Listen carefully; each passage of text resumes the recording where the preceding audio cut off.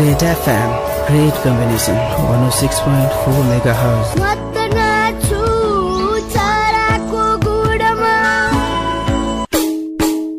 ढाकाको कपडामा 8 तुना 4 गाँठो एउटै गोजीमा, पाका तन्नेरी बाल बच्चा सबै मादलको खोजीमा, बिहान बग्दा बग्दै अनि दिन उदाउने बेलामा चौबन्दी चोलीलाई साक्षी राखी भेटौ है लोकदोहोरीको मेलामा। उही मेला उही बेला हामी भेट्छौं कार्यक्रम चौबन्दी चोलीमा।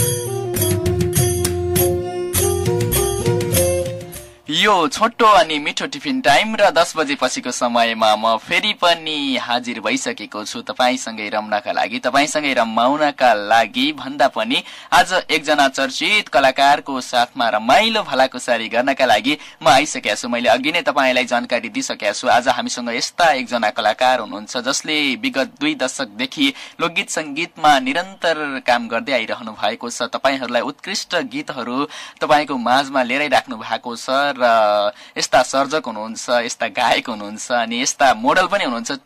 तपाईले टेलिभिजनको पर्दामा पनि उहाँलाई देखिरहनुहुन्छ। प्रेम सागर पौडेल आज हामीसँग हुनुहुन्छ कुराकानी गर्नका लागि र प्रेम सागर पौडेललाई मैले यो मेलोमा निम्त्याएको छु। आउनुहोस् उहाँलाई स्वागत गरौँ। नमस्कार प्रेमजी। धेरै धेरै धन्यवाद छ कार्यक्रम सञ्चालक मित्र र रेडियोको यो तरङ्ग मार्फत यो लोकप्रिय कार्यक्रम सुनेर बस्नुभएका सम्पूर्ण आदरणीय मेरा दर्शक श्रोताबिनमा म प्रेम सागर पौडेलको साङ्गीतिक अभिवादन। सन्चै हुनुहुन्छ? एकदमै सन्चै। आरामै हुनुहुन्छ कि नाइ नि? आरामै। भर्खरै हिजोदेखि अब हामीले यो महान चाड भनौँ अब नारीहरूको लागि हरितालिका तीजलाई बिदा गरिसक्यौँ। अब बिस्तारै हामी बडा दशैंको माहौलमा छौँ। सङ्गीत क्षेत्रमा अब विभिन्न दशैं तिहारका गीतहरू रेकर्डिङ म्युजिक भिडियोको काममै हामी सुरुवात अनि व्यस्तता अगाडि बढिरहेको छ। हजुर। अनि अहिले कता काठमाडौँतिर हुनुहुन्छ? म काठमाडौँतिर अहिले म मेरो वासस्थानतिर छु। अनि यो तीजको अवसरमा चाहिँ तपाईँ कहाँ कहाँ पुग्नु भयो त नि? कुन कुन कुनामा पुग्नु भयो त्यसको? यस्तो छ, तीजको अवसरमा अब म एउटा पर्दा पछाडिको मान्छे, म एउटा सर्जक, शब्दलय गीत सङ्गीत सृजना गर्ने मान्छे, एउटा गायक भएको भएदेखि धेरै ठाउँ हिँडिन्थ्यो होला। हजुर। तर म धेरै तीजको कार्यक्रमहरूमा हिँडिनँ। म आफ्नै कामहरू गीत सङ्गीतको रेकर्डिङ स्टुडियोतिर अनि टेलिभिजन कार्यक्रम म त्यो धेरै कार्यक्रमहरूमा हिँड्ने यो अब अफरहरू कार्यक्रमबाट निम्तो पाइरहेको थियो। म आफ्नै बाध्यताले आफ्नै व्यस्तताले पनि म बाहिरी कार्यक्रमहरूमा गइनँ। काठमाडौँभन्दा बाहिर, काठमाडौँभन्दा छोडेर जानु भएन, आफ्नो गाउँ आफ्नो ठाउँ आफ्नो कार्यथलो छोडेर टाढा जानु भएन है? हजुर हजुर। अनि तपाईँ प्राय जसो स्टुडियोतिरै व्यस्त हुनुहुन्छ अनि आफैले पनि म्युजिक कम्पनी सञ्चालन गरिराख्नु भएको छ है? हजुर। रक्षा म्युजिकको प्रोपाइटर भनेर पनि हामी चिन्छौँ है? अनि कतिको लाभ उठाउनु भएको छ म्युजिक कम्पनीबाट? यस्तो छ, अब लाभ राम्रै नै छ। अब जसले निरन्तर रूपमा यो क्षेत्रमा सङ्घर्ष अनि यो क्षेत्रमा निरन्तरता दिइरहेका छन्। भन्ने मान्छेले भन्छन् सङ्गीत क्षेत्रबाट केही छैन भनेर, र म त भन्छु सङ्गीत क्षेत्रबाट छ। राम्रो गर्ने मान्छेहरूका लागि हिजो पनि थियो, आज पनि छ र भोलि पनि रहनेछ। र यो एउटा सिस्टममा परिवर्तन भएको छ। हामी अहिले डिजिटलको यो डिजिटल मार्केटिङको अब समयमा छौँ। हुन त मेरो म्युजिक कम्पनी खोल्दा म सङ्गीत क्षेत्रमा लाग्दा त्यतिखेर अडियो सिडी भिसिडीको जमाना थियो भने अहिले हामी पूर्ण रूपमा डिजिटल मार्केटमा छौँ। अहिले गीत सङ्गीतको बजार व्यवसाय भनेको अलिकति फरक छ र पनि अब त्यति धेरै पहिलाको जस्तो नभए पनि अब विज्ञान प्रविधिले फड्को मार्दै गर्दै गर्दा अहिले युट्युब त्यसै गरी अब आरबिटी अनि विदेशतिर यो सिस्टमबाट अहिले म्युजिक कम्पनीको व्यवसाय अगाडि बढिरहेको छ। हुन्छ, अब यो विषयमा हामी फेरि पछि आउनेछौँ है। अब हामी सुरु गरौँ, तपाईँको जन्म कहाँ कहिले भयो है? मेरो जन्मस्थान जिल्लाको हिसाबले म स्याङ्जा जिल्ला, तर कास्कीको धेरै सिमाना नजिक जिल्ला स्याङ्जा सदरमुकाम भए पनि म कास्कीको सिमाना नजिकै पोखरा नजिकै म जन्मेको स्याङ्जा जिल्लाको तक्सार गाविस वार्ड नम्बर 9 रयाली भन्छन् मेरो जन्मस्थानलाई। र मेरो पढाइको कुरा मैले त्यही मेरो गाउँमा नै प्राविसम्मको पढाइ नजिकै पढेँ, त्यसपछि माविसम्मको हिमालय माध्यममा पढेँ र उच्च शिक्षाको क्रमसँगै म पोखरामा 2059-60 सालमा झरेँ। पोखराको पृथ्वीनारायण क्याम्पसमा मैले उच्च शिक्षाको इन्टर र ब्याचलर गरेँ र मास्टर लेभलको पढाइको लागि म काठमाडौँ टियु कीर्तिपुरमा म भर्ना भएँ। र मेरो पढाइ सँगसँगै म पोखरामा जब प्रवेश गरेँ एउटा रेडियो कर्मीको रूपमा चाहिँ म कार्यक्रम सञ्चालन गर्थेँ र यसरी नै कार्यक्रम चलाउँदै म साङ्गीतिक यात्रामा प्रवेश गरेँ। तपाईँ कति सालमा काठमाडौँ छिर्नुभयो? म काठमाडौँ प्रवेश गरेको स्थायी रूपमा त जम्मा 4 वर्षदेखि 5 वर्ष जति भयो। जम्मा 4 वर्षदेखि 5 वर्षमा यति धेरै सफलता कमाइसक्नु भएको छ, कस्तो लागेको छ? ठिकै छ। म पोखरा हुँदादेखि नै मैले साङ्गीतिक क्षेत्र सुरुवात गरेको थिएँ र पोखरा हुँदाबाटै म्युजिक कम्पनी चलाएको थिएँ र जब काठमाडौँ आएर पूर्ण समय चाहिँ सङ्गीत क्षेत्रमा मैले जब बिताउन थालेँ त्यस पछाडि अलिकति राम्रो हुँदै गएको हो। अहिले चाहिँ अब विगतको भनौँ तीजको अवसरमा मेरो कम्पनीबाट 11वटा गीत मैले बजार व्यवस्थापनको जिम्मा पाएँ। धेरै कलाकारले माया गर्नुभयो, एउटा विश्वास गर्नुभयो र धेरै कलाकारले गीत सङ्गीत बजार व्यवस्थापनको जिम्मा, म्युजिक भिडियोको जिम्मा, टेलिभिजन प्रमोसनको जिम्मा लगायत आफ्ना गीत सङ्गीतहरू बजारमा प्रकाशनमा ल्याउने काम अहिले भइरहेको छ।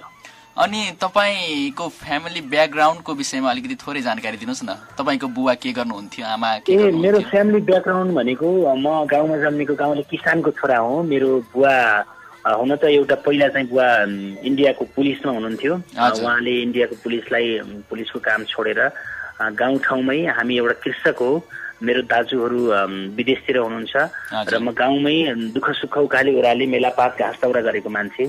र अहिले मेरो घरमा बुवा हुनुहुन्छ, आमा हुनुहुन्छ, दाजु भाउजू अनि मेरो श्रीमती। हाम्रो पारिवारिक माहौल पनि अब एकदमै राम्रो छ। ब्याकग्राउन्ड सबैले गीत सङ्गीतलाई बुझ्ने, गीत सङ्गीतलाई माया गर्ने। मेरो आमा गीत सङ्गीत एकदमै पहिल्यैदेखि गीत सङ्गीतमा रुचि राख्ने, गीत सङ्गीत गाउने, गाउँका विभिन्न मेला पर्व, विभिन्न भनौँ भजन कीर्तनहरूमा पनि गीत सङ्गीत गाउने आमा हुनुहुन्थ्यो। आमाको प्रेरणाले पनि मलाई गीत सङ्गीतमा अगाडि बढायो। त्यसै गरी म जब वैवाहिक बन्धनमा बाँधिएँ, मेरो पारिवारिक माहौल, मेरो श्रीमती जो प्राप्ति म्युजिक एन्ड क्रिएसनको सञ्चालिका छिन्, उनी पनि एउटा साङ्गीतिक माहौलमा उनले पनि धेरै रुचि राख्ने, धेरै साङ्गीतिक क्षेत्रमा उनले पनि केही शब्दहरू रचना गर्नेछन् र यसरी हाम्रो पारिवारिक माहौल अगाडि बढिरहेको छ। भनेपछि समझदारी छ है तपाईँको परिवारमा? एकदमै धेरै। बुवा, अब तपाईँ पढ्न भनेर काठमाडौँ आउनुभयो, लोकगीत सङ्गीतमा लाग्नुभयो। कतिपय कलाकारहरूको हामी सुन्छौँ पढ्न भनेर घरभरि पठाएको छोरो काठमाडौँमा गइसकेपछि लोकगीत सङ्गीतमा लागेर त्यसै बरालिरहेको देख्दाखेरि घर परिवारबाट अलिकति दबाब आउने, होइन, त्यो लोकगीत सङ्गीतमा नलागोस् भन्ने चाहने हुन्छ। त्यही भएर मैले तपाईँलाई यो विषय कोट्याएँ।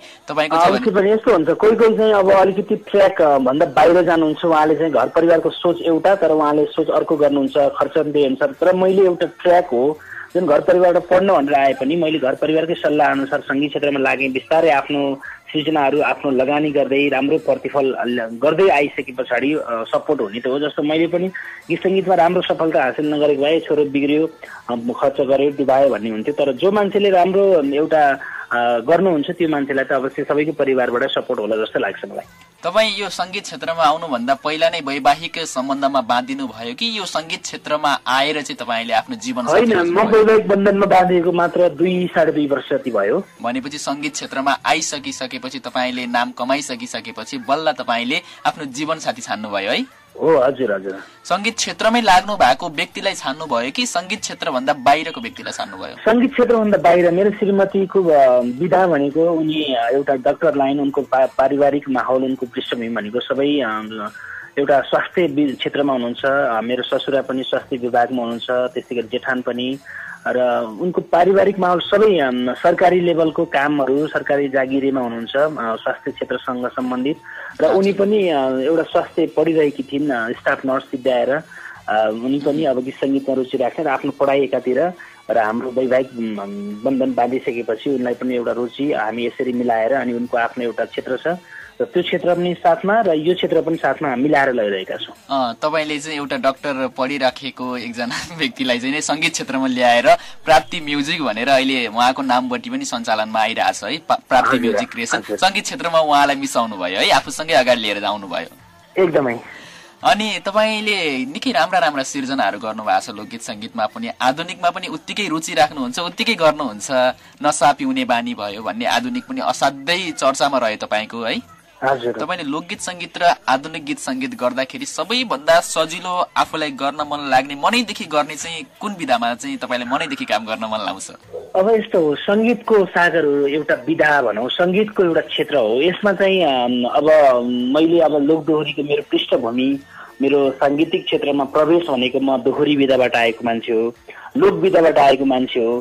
हुन त मैले दोहोरी प्रतियोगिताहरूमा, दोहोरी साँझहरूमा लाइभ दोहोरी पनि गाउँथेँ मैले, र म अहिले जति पनि दोहोरी गीत भनेर बजारमा आउँछन् यी चाहिँ एउटा आफ्नो आफ्नो ट्र्याकमा एउटा लोकगीतको रूपमा अगाडि आउँछन्। दोहोरीको एउटा छुट्टै भाषा हुन्छ, दोहोरीको एउटा छुट्टै लेख्ने सिस्टम हुन्छ, जो दोहोरी बुझेका हुँदैनन् दोहोरी गीत भनिन्छ हामीले। तर अब एउटाले गायो, केटाले गायो, केटीले गायो भने त्यसलाई दोहोरी भनिन्छ। तर दोहोरी भनेको एक आपसमा सवाल जवाबको रूपमा अगाडि बढ्दै अगाडि जाने हो दोहोरी भनेको। र पनि मैले चाहिँ आफूलाई गीत सङ्गीत लेख्नको लागि अब सजिलो र अप्ठ्यारोको कुरामा चाहिँ अब दोहोरी गीत लेख्न अलिकति गाह्रो हुन्छ, किनकि अब लोकगीत दोहोरीको लेख्दाखेरि आफू एउटा दुईटाको कथा आफूले व्यक्त गर्नुपर्ने हुन्छ। जस्तो मैले तीजको गीत लेखेँ, तीजको गीत लेख्दाखेरि म एउटा पुरुष हो, म महिला भएर एउटा विवाहित महिला, त्यही पनि एउटा बुहारीको रूपमा एकदम दुःख पाएको, एकदम सासूले पेलानदेखि लिएर हुन्छ नि, एउटा आफू गीत लेख्दाखेरि जो पनि भन्नुपर्छ कि जस्तो एउटा केटा मान्छे एउटा अब दोहोरी गीत लेख्दा परदेशको कथा गीत लेख्नु पर्यो नि, आफू यहाँ भए पनि विदेशको कथा, विदेशमा दुःख पाएको, अब अथवा अब माया प्रीतिमै बिछोड भएको कथा लेख्नु पर्यो भने आफू एकदमै ट्रेजिक धोका खाएको, अब केटा पनि आफै भन्नु पर्यो, केटी पनि आफै भन्नु पर्यो। त्यही भएर अलिकति गाह्रो चाहिँ दोहोरी लेख्नुहुन्छ अवश्य पनि। र पनि आधुनिक गीत लेख्दाखेरि अब त्यही हो, अलिकति सवाल जवाब दिनु परेन, आफ्नै ट्र्याकमा आफ्नै एउटा स्टोरीमा बगेर शब्दको अन्त्य अनुप्रास मिलाएर एउटा भावमा आधुनिक गीतमा हामीले कलम चलाउन सकिन्छ भने दोहोरीमा चाहिँ अलिकति गाह्रो हुन्छ। तपाईँ आफूलाई के भनेर चिनाउँदा चाहिँ अलि आत्मसन्तुष्टि पाउनुहुन्छ? म एउटा सर्जक हो, म लय शब्द गर्छु, अथवा म एउटा गायक हो, म एउटा राम्रो मोडल हो, हिरो हुने मान्छे हो भनेर चिनाउँदाखेरि? म एकदम सर्जक, म एकदम आत्मसन्तुष्टि हुने भनेको म सर्जक हो। मैले जति जे गरे पनि, मैले गीत गाए पनि म गायक होइन, मैले मोडल खेले पनि म मोडल होइन, र म जे गरे पनि आखिर मेरो एउटा ब्याकग्राउन्ड, एउटा पृष्ठभूमि, आखिर प्रेम सागर पौडेल एउटा शब्द सृजना, एउटा लय सृजना गर्ने व्यक्ति हो। अब मैले टेलिभिजन कार्यक्रम पनि सञ्चालन गर्छु, रेडियो कार्यक्रम सञ्चालन गर्छु। हुन त म छिरेको भनेको सङ्गीत क्षेत्रमा एउटा रेडियो कर्मीको रूपमा म छिरेको थिएँ, र पनि रेडियो कर्मीको रूपबाट अगाडि बढ्दै म अहिले चाहिँ आफूलाई स्थान चाहिँ एउटा लय शब्द सर्जकको रूपमा स्थापित गराउन चाहन्छु। अनि तपाईँले यो मोडल गर्नु भएको छ, मोडलिङ पनि गर्नु भएको छ, धेरै गीतहरूमा तपाईँका गीतहरूमा तपाईँलाई देखिन्छ हामी है, देख्छौँ हामी।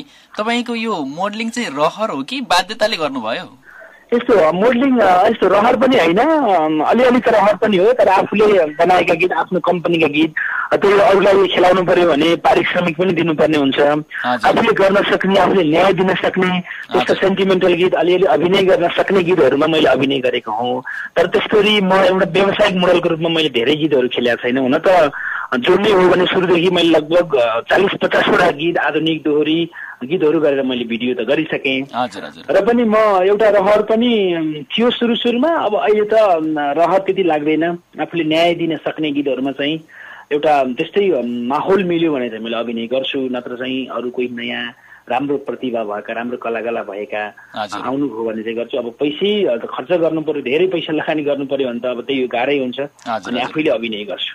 अनि यो लोकगीत सङ्गीत हामीले सुन्छौँ है, बनाउनुहुन्छ तपाईँहरूले, 1 महिना 2 महिना लागेर बनाउनुहुन्छ, त्यो गीत भोलिपल्ट नै युट्युबमा आइदिया हुन्छ, फ्री डाउनलोड हुन्छ है, हजुर। अनि त्यसपछि तपाईहरुले लाभ चाहिँ के कसरी पाउनुहुन्छ?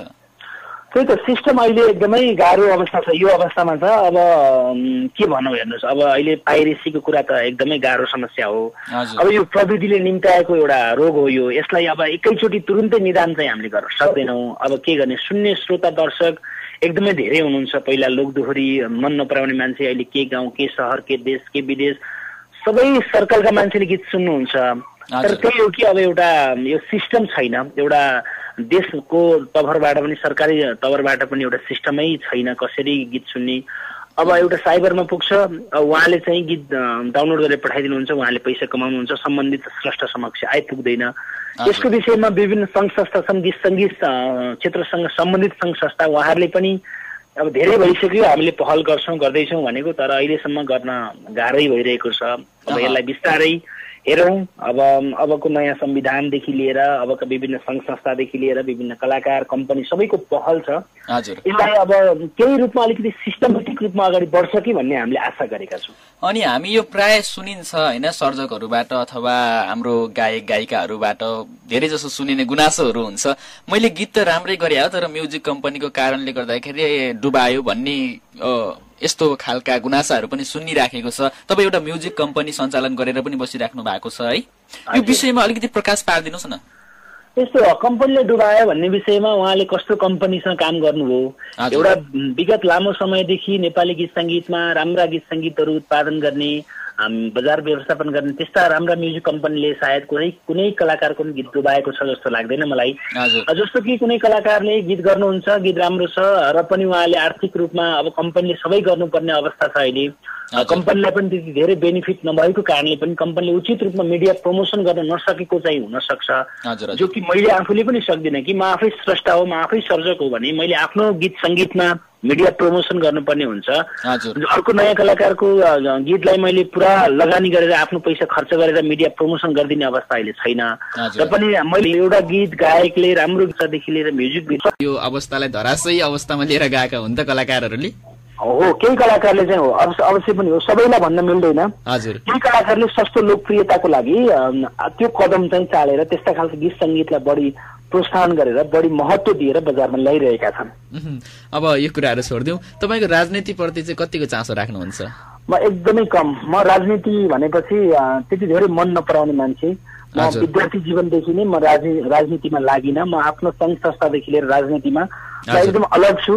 म आफ्नो एउटा ट्र्याकमा मात्रै हिँडिरहेको छु, एउटा अध्ययन एउटा गीत सङ्गीतमा मात्रै म लागिरहेको छु। भोट त हाल्नुहुन्छ नि? भोट मैले जीवनमा अहिलेसम्म एकपटक हालेँ कि जस्तो छ, त्यही पनि अलि पहिला 15-16 कति वर्ष पुग्नु 17-18 वर्षमा होला एकपटक भोट हालेको छु मैले। अनि यसरी भोट नहालिरहँदाखेरि त है हजुर, अनि नराम्रा व्यक्तिहरू माथि सत्तामा आउँछन् अनि देश त विकास हुँदैन भन्ने पनि हाम्रो उ छ नि होइन र? यो पनि म अब भोट हाल्नको लागि मेरो नागरिकता गाउँमा छ, टाढा छ। हजुर। अब म बस्ने काठमाडौँ। तपाईँको गत सालको जुन निर्वाचनमा कर्फ्यूको कुरा अथवा बन्दको कुरा के हल्लाले चाहिँ म गाउँ जान पाइनँ। हजुर। र म आफू बसेको ठाउँबाट भोट हाल्न मिलेन। हजुर। त्यस कारणले पनि म भोट हाल्नबाट वञ्चित भएको। संविधान अब छिट्टै नै आउनेवाला छ है, संविधान घोषणा पारित भइसकेको छ। हजुर। अनि तपाईँलाई कस्तो लागिरहेको छ अहिले चाहिँ? अब यस्तो छ, अब एकातिर जातीय द्वन्द्व छ, एकातिर प्रदेशको छ। अब यो अब घोषणा हुने कुराले त मलाई खुसी लागेको छ, तर सबैलाई मिलाएर सरकार तर्फबाट सबैलाई मिलाएर लगे राम्रो हुन्थ्यो। हुन त संविधान जारी हुँदाखेरि असन्तुष्ट हुने भनेको कुनै पनि देशमा त्यस्तो एउटा उदाहरण छैन। सबै ठाउँमै विवादित नै हुन्छ संविधान जारी गर्दाखेरि, सबै देशकै एउटा त्यस्तै एउटा सिस्टम नै छ। र पनि अब हेरौँ राम्रै हुन्छ कि अब भइसके पछाडि आशा गरौँ संविधान बन्यो, सबैले खुसी व्यक्त गर्नु भएको छ र भने म एउटा मेरो व्यक्तिगत तर्फबाट पनि मलाई खुसी लागिरहेको छ। अनि अब देशको यो स्थितिलाई सुधार गर्नका लागि कलाकारहरूबाट कस्तो खाले योगदान हुन सक्छ, कस्तो खाले भूमिका खेल्न सक्छन् कलाकारहरूले जस्तो लाग्छ? अब यस्तो अब कलाकारको भूमिका त तपाईँको आफ्नो ठाउँबाट आफ्नो योगदान गर्ने हो। अब विभिन्न कलाकारिताको क्षेत्रमा एउटा व्यक्तिले गरेर केही हुनेवाला छैन, प्रेम सागरले बोलेर केही हुनेवाला छैन, तपाईँले बोलेर हुनेवाला छैन कि। अब कलाकारिता क्षेत्रको नाममा भएका विभिन्न सङ्घ संस्थाको माध्यमबाट सङ्गीत उद्योग सङ्घ छ, गीतकार समाज छ, गायन समाज छ, रोयल्टी सङ्घ समाज छ, लगायत विभिन्न सङ्घ संस्थाको एउटा पहलमा अब धेरै पहल भइरहेका छन्। अबको संविधानमा गीत सङ्गीतलाई हेर्ने दृष्टिकोणकादेखि लिएर रोयल्टीका कुराहरूदेखि लिएर सबै श्रेष्ठ सर्जक जो एउटा लय बनाउँछ, शब्द सिर्जना गर्छ, उसको एउटा स्थानको देखि लिएर सबै क्षेत्रमा एउटा सिस्टम बन्छ भनेर चाहिँ हामीले आश्वासन पाएका छौँ। अब हेरौँ त्यो अनुसार कसरी अगाडि बढ्छ। अनि हामी सुनिन्छ क्या आफ्नो हक खोज्छौँ रे होइन, हजुर, आफ्नो अधिकारदेखि चाहिँ पन्छिन्छौँ रे कि हाम्रो हक चाहिँ खोज्छौँ रे, हाम्रो कर्तव्यदेखि चाहिँ हामी पन्छिन्छौँ रे। कलाकारहरू पनि त्यस्तै भइरहेछ, आफ्नो माग चाहिँ पुरा भएन भनेर भन्ने, तर देशको लागि चाहिँ कलाकारले केही पनि गरेनन् भन्ने जस्तो पनि सुनिन्छ। के हो यस विषयमा? त्यो गरौँ, सबैले त्यस्तो नगर्लान् पनि। अब कोहीले गर्न सक्छन् त्यो कुरा त अब आफ्नो ठाउँबाट आफूले म भन्ने हो, मैले के गर्न पर्ने हो, मेरो जिम्मेवारी के हो, म को हुँ, म कुन ठाउँमा छु, मेरो भूमिका के हो भनेर एउटा आफूले आफूलाई मूल्याङ्कन गर्ने हो। आफू कुन स्थानमा छु, मेरो योगदान के रहन्छ, कलाकारिता क्षेत्रमा मैले के गरेँ, के गर्न बाँकी छ र भविष्यमा के गर्नेछु, एउटा दीर्घकालीन सोचका साथ अगाडि बढेर आउने कलाकारहरूले चाहिँ सोच्नुहुन्छ। त्यो छोटो समयका लागि आउनुहुन्छ, हिजो आज आउनुहुन्छ, भोलि हराउनुहुन्छ, उहाँहरूलाई चाहिँ अब के चाहिँ भन्न सकिन्छ। जस्तै एउटा चर्चित कलाकार हुनुहुन्छ जसले दिनमा होइन कार्यक्रमहरूमा गएर 1 लाख कमाउनुहुन्छ भने है, हजुर, उसले राज्यको लागि कति दिनु पर्ला त? राज्यको लागि के गर्नु पर्ला तपाईको विचार? अब नेपालबाट नै एउटा एक दिनमा 1 लाख कमाउने कलाकार त नेपालमा कोही नै छैनन्, हेर्नुहोस्। हजुर हजुर। अब स्वदेशभन्दा बाहिर जानुहुन्छ, त्यो पनि बाहिरका कार्यक्रमहरूमा गएर त्यो दिने पनि नेपालीहरूले नै हो। विदेशी सङ्घ संस्थाले नेपाली कलाकारलाई, नेपाली गायक गायिकालाई भनेर अहिलेसम्म कहीँ पनि पैसा दिएको हामीले पाउँदैनौँ। विदेशी कार्यक्रममा जाँदा पनि कलाकारहरूले पाउने भनेको यिनै नेपाली सङ्घ संस्था, विदेशमा गएर नेपालीहरू काम गर्ने विभिन्न व्यक्तिहरूको सङ्घ संस्थाको तवरबाट आउने पैसा हो। हजुर। अब त्यो उहाँले पाएको पैसा राज्यले चाहिँ कलाकारलाई के दियो भन्ने कुरा हुन्छ कि त्यही त मैले भन्न खोजेको। कलाकारलाई भनौँ न, त्यो कलाकार यो स्थानसम्म आइपुग्न राज्यले कति लगानी गरिदियो त? हजुर। अब आफ्नै मेहनतले आफ्नै लगानीले आएको छ भने राज्यलाई त्यो लगानी दिनुपर्ने अवस्था त छैन नि। हजुर हजुर हजुर। मेरो विचारमा मैले भन्न खोजेको चाहिँ के भने कलाकारहरूले राज्यबाट सेवा सुविधाहरू पाएन भन्ने गुनासोहरू सुनिन्छ धेरै है, अनि त्यसपछि चर्चा पनि आइरहन्छ यी कुराहरू, अनि राज्यले केही दिन्छ भने कलाकारले पनि केही दिनुपर्छ होला नि त भन्ने मेरो धारणा है। त्यो त अवश्य नै हो। अब एउटा कलाकार मर्दाखेरि राज्यले अहिलेसम्म अब के गरेको छ त? अब सुनिन्छ धेरै थोरै अलिअलि सहयोग गरे, लगानी धेरै थोरै सहयोग गर्यो अरे भन्ने चाहिँ हामीले सुन्यौँ। र पनि हुन्छ नि, एउटा देशको यत्रो चर्चित कलाकारले चाहिँ मर्दाखेरि कुनै कलाकारले चाहिँ एउटा क्रिया खर्च पनि सरकारी तवरबाट नपाएको अवस्था छ कि। हजुर। धेरै गाह्रो, धेरै जटिल छ कलाकारको पीडा। यत्रो सङ्घर्ष देशको लागि, यत्रो कलालाई देश विदेशमा पुर्याउँछ, तर त्यही कलाकार देशको लागि मरिमेट्छ भने देशले त्यो कलाकारको लागि, त्यसको कलाको लागि कुनै कदर, कुनै सम्मान गर्दैन। मरिसकेपछि सम्मान गर्छ भन्ने यहाँले सुन्नु भएको छ नि। हजुर। त्यो छ। ल हुन्छ। अनि यो देशले चाहिँ के गरिदियो भने चाहिँ कलाकारहरू बाँच्न सक्ने आधार बन्छ नेपालमै, आफ्नै देशमा होइन, आफ्नो कला देखाएर, आफ्नो गला देखाएर, आफ्नो कला बेचेर होइन कलाकार चाहिँ बाँच्न सक्छन् जस्तो लाग्छ तपाईँलाई? राष्ट्रले के गरिदिनु पर्ला कलाकार? देशले त अब सिस्टम रुल्स लागू हुनु पर्यो। तपाईँको अब इन्डियाको कुरा गरौँ, इन्डियामा एउटा गीत हिट भयो भने, एउटा गीत चल्यो भने त्यो गीतसँग सम्बन्धित स्रष्टा सर्जकले कति लगानी, कति उठाउँछ, कति कमाउँछ, कति नामदाम कमाउँछ भने उहाँ त हाम्रो देशै सानो छ, हामी गरिब छौँ। हामीले एकैचोटि इन्डियाको हामीले चाहिँ सपना देखेर हुँदैन, अमेरिकाको सपना देखेर हुँदैन। हाम्रो आफै सीमित स्रोत साधन, हामी आफ्नै जे छ त्यहीमा हामी रमाउनुपर्छ। र पनि कलाकारिताको लागि देशको तर्फबाट राष्ट्रले चाहिँ एउटा अलिकति कलाकारको लागि एउटा हेर्ने दृष्टिकोणदेखि लिएर, एउटा सेन्सर बोर्डदेखि लिएर, अनि मौलिक गीत सङ्गीतको लागि, जस्तो एउटा खेलकुदको लागि एउटा रङ्गशाला छ। खोइ नेपाली गीत सङ्गीतको लागि अहिलेसम्म सरकारबाट केही छ? थाहा पाउनु भएको छ हजुरले? त्यो पनि हामीलाई एउटा हुन्छ नि, राज्यको तर्फबाट कलाकारिताको लागि एउटा निश्चित ठाउँ, एउटा एरिया गीत सङ्गीतको लागि एउटा ठाउँ भइदियो भने मौलिक गीत सङ्गीतहरूदेखि लिएर सबै गीत सङ्गीतलाई, पुराना गीत सङ्गीतलाई संरक्षण गरौँ, रेकर्डिङ गरौँ। रेकर्डिङ खर्च मानव गाउँठाउँमा अझै लोप हुन लागेका भाकाहरू कति छन्, ती भाकालाई संरक्षण सम्वर्धन गरेर रेकर्डिङ गराएर राख्ने जिम्मा चाहिँ कसको त? हजुर। म चाहिँ यो भन्न चाहन्छु। अनि भनिन्छ नि, हातको फूलको व्यवस्था गर्दै आकाशको जुन हेरेर लोभिने मान्छेको स्वभाव हो रे होइन? हजुर। हामी कलाकारहरूले नेपालमै जे छ त्यसैलाई सदुपयोग गरेर होइन हजुर हजुर नेपालमै जे छ त्यसैले सदुपयोग गरेर आफू अगाडि बढ्नु कि अरूको देशमा यस्तो स्थिति छ उस्तो छ भनेर मुख ताकेर बसिराख्नु त? होइन, मुख ताक्ने भन्ने कुरो होइन कि यस्तो छ भन्ने कुरो। जस्तो हामीले चाहिँ मैले अहिले भनिसकेँ नि, सीमित हामीसँग स्रोत साधन, हामी गरिब छौँ। हाम्रो देश अब यसैमाथि भूकम्पले यत्रो हामीलाई चाहिँ अहिले यत्रो क्षति पुर्यायो, कम छ र पनि हुँदाहुँदै पनि हामीले भएको चिजलाई हामी आफैले होइन कि एउटा सिस्टमेटिक रूपमा हामीले त्यसलाई सुधार गरेर त्यसलाई एउटा राम्रो तरिकाले उपयोग गर्न सकिरहेका छैनौँ भन्ने मेरो धारणा हो। जस्तो अहिले मैले भन्न खोजेको मेरो तपाईँको भनाइ र मेरो भनाइमा हाम्रा यत्रा गीत सङ्गीतहरू लाखौँ सुन्ने मान्छे छन्। सुन्ने मान्छेबाट एउटा एक सुका रकम पनि कलाकार समक्ष, एउटा गायक समक्ष, एउटा शब्द सङ्गीत गर्ने मान्छे समक्ष आइपुगिदियो भने त त्यो व्यक्ति पनि बाँच्न सस्टेन हुन अलिक सजिलो हुन्छ नि त। त्यो त अहिले छैन नि। मैले भन्न खोजेको चाहिँ यो हो। अनि तपाईँहरूले लगानी गर्नुहुन्छ, पैसा खर्च गरेर गीत निकाल्नुहुन्छ, कमाउने बेला चाहिँ मोबाइल पसल खोलेर कम्प्युटरबाट गीत हाल्ने व्यक्तिले कमाइराखेका हुन्छन् है? एकदमै त्यो हो। अनि यो हामी श्रोताहरूको पैसा चाहिँ कलाकारसम्म कसरी पुर्याउन सकेला? तपाईँले के सोचिराख्नु भएको छ त्यो विषयमा?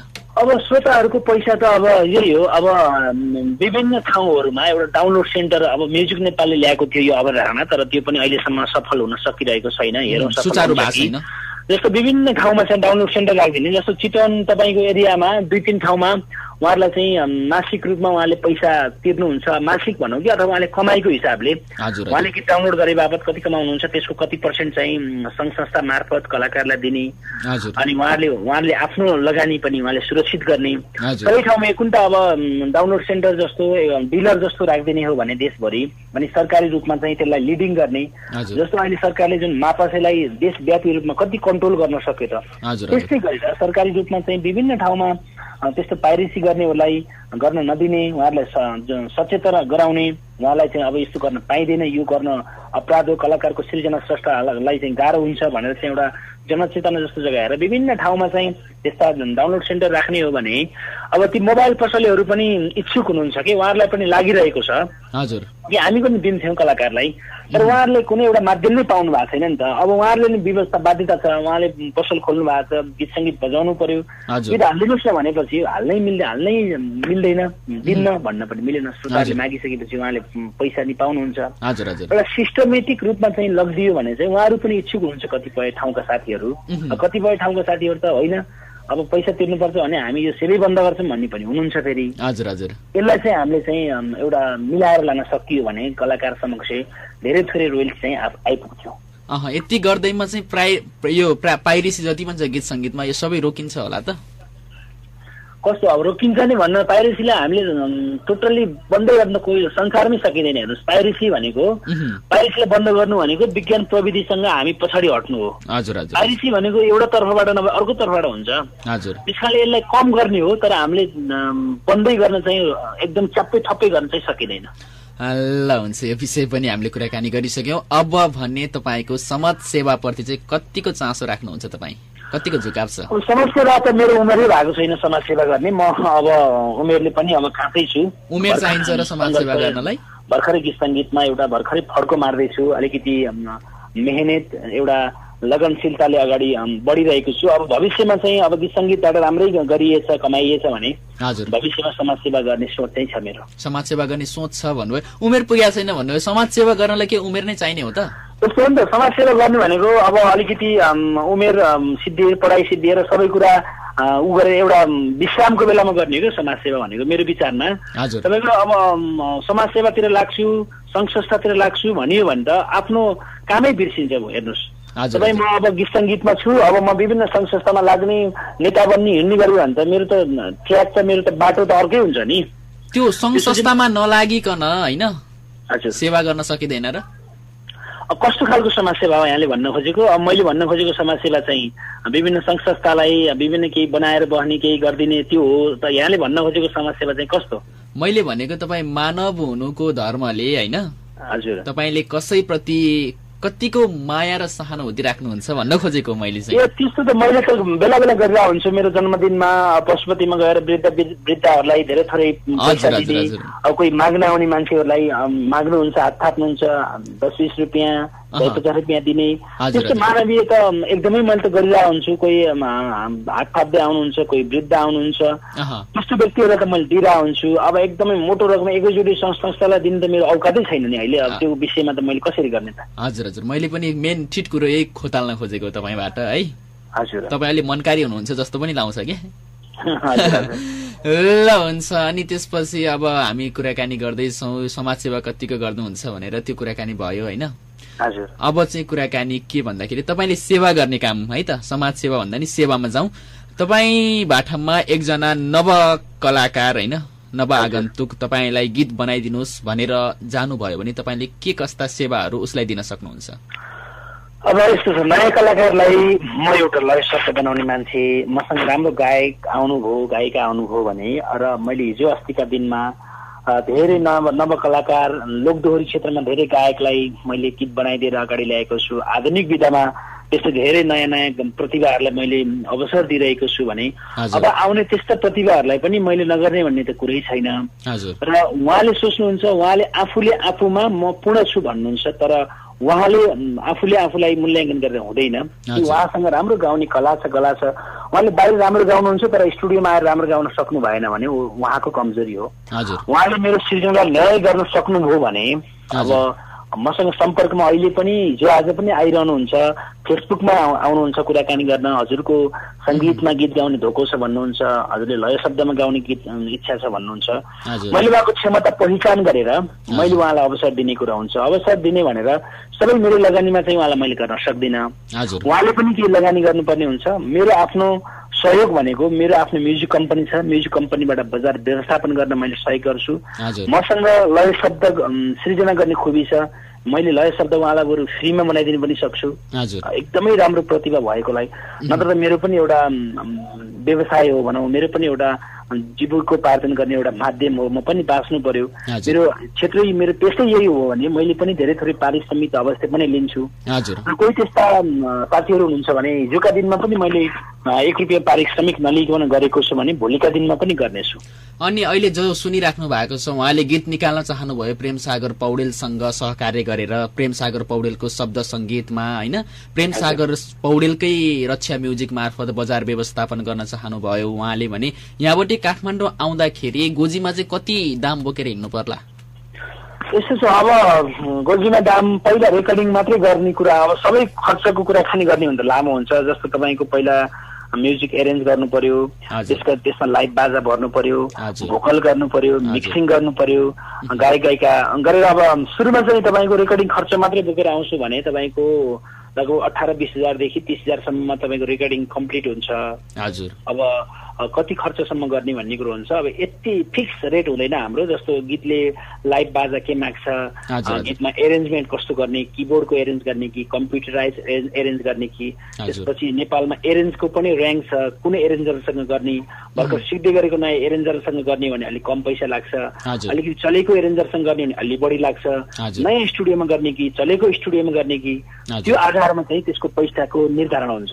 त्यसरी पैसा गायक गायिका को राख्ने, एउटा माझी राख्ने कि देवी घरती राख्ने कि रामजी खान राख्ने कि मुना थापा राख्ने, अब गायक गायिकामा पनि छुट्टै छुट्टै चार्ज लाग्छ। अनि मैले भन्न खोजेको एउटा गीत लगभग बजारमा होइन श्रोताहरूको माझमा आइपुग्दासम्म चाहिँ कति खर्च हुन्छ होला? त्यो त मैले भनिसकेँ नि, खर्च त अब यति नै फिक्स हुँदैन, ठ्याक्कै फिक्स रेट हुँदैन कि अब यतिदेखि यतिसम्म भने नि। अब रेकर्डिङ कहाँ गर्ने, एरेन्ज कसलाई गराउने, क्वालिटी कतिको निकाल्ने, अब मैले भने नर्मल 18-20 देखि 18 हजारसम्म नर्मल लाग्छ जुन स्टुडियोमा गर्ने। त्यहाँदेखि माथि भनेको 30 हजारसम्म अब के खर्च गर्ने, गीतमा के बाजा हाल्ने, कस्तो एरेन्ज गर्ने, त्यो अनुसार पैसा लाग्छ। 30 हजार बोकेर म आएँ भने मैले गीत निकाल्न पाएँ। आउनु हो भने तपाईँको आफ्नै लय शब्द छ भने, तपाईँको आफ्नै स्वर दिने आफ्नै हुनुहुन्छ भने रेकर्डिङ भएर तपाईँको मिक्सिङ भएर रेडियोसम्म बज्न सक्ने गीत बनाउन सकिन्छ। रेडियोमा बज्ने अनि त्यसपछि भिडियो भनेको कम्पनीको काम भयो है? हजुर हजुर। ल हुन्छ, आज रमाइलो कुराकानी गर्न पाइयो तपाईँसँग, खुसी पनि लागिराखेको छ मलाई है। हजुर। अनि तपाईँले जीवनलाई चाहिँ के बुझ्नु, कसरी बुझ्नु भएको छ जीवनलाई? जीवन एउटा सङ्घर्ष हो। अब जीवनमा सङ्घर्षदेखि मान्छे कहिल्यै डराउनु हुँदैन, एउटा निरन्तरता हो, जीवनसँग कहिले हार्नु हुँदैन। हजुर, अब एउटा सङ्घर्ष हो भन्छु जीवन। मैले सङ्घर्ष मात्रै हो कि सङ्घर्ष पछिको उपलब्धि पनि हो? तपाईको सुरुमा सङ्घर्ष हो, सङ्घर्षपछिको उपलब्धिको क्षण भनेको धेरै रमाइलो हुन्छ फेरि। हजुर, तपाईले त्यो रमाइलो क्षण चाखिसक्नु भएको छ है? अझै छैन, म एकदमै सफल भइसकेको छैन आफूलाई। म अझै सङ्घर्ष नै, मेरो जीवन अझै सङ्घर्षमै अगाडि बढिरहेको छ। अझै सङ्घर्ष गर्नु छ धेरै जस्तो लाग्छ। अहिले तपाईँको काठमाडौँमा बसोबास कहाँनिर छ? मेरो काठमाडौँको यो चक्रपथ तपाईँको धुम्बाराई भन्ने ठाउँमा म डेरामा बस्छु, भाडामा। डेरा गरेर बस्नु भएको छ भनेपछि आफ्नो घर ठडाइसक्नु भएको छैन?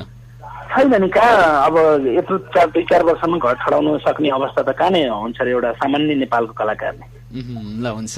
अनि त्यसपछि तपाईँको वैवाहिक जीवन पनि सुखमय नै बितिराखेको छ है? हजुर, सुखमय नै छ भन्नुपर्छ। छोरी छोरा केही हुनुभयो कि हुनु भएन? छैन। सोच छ कि छैन? हजुर, सोच बनाउनु भएको छैन? अब बिस्तारै 1-2 वर्षमा। 1-2 वर्षमा है? हजुर। ल हुन्छ, आइदिनु भयो प्रेम सागर पौडेलसँग आज रमाइलो कुराकानी गर्न पाइयो। यस्तो व्यस्त हुनुहुन्छ तपाईँ, यति पनि धन्यवाद। र अमूल्य मेरा भावनाहरू रेडियोको मात्र आभारी रहन्छु। यहाँको रेडियोको अझै त्यसको लय सर सङ्गीतको प्रतीक भयो मेरो सागर पौडेलको, उसले अन्तै नाता जोड्यो भने। पौडेल जसले चाहिँ लामो समय गीत पनि गर्नुहुन्छ, लोकगीत पनि भने म तपाईँकै लोक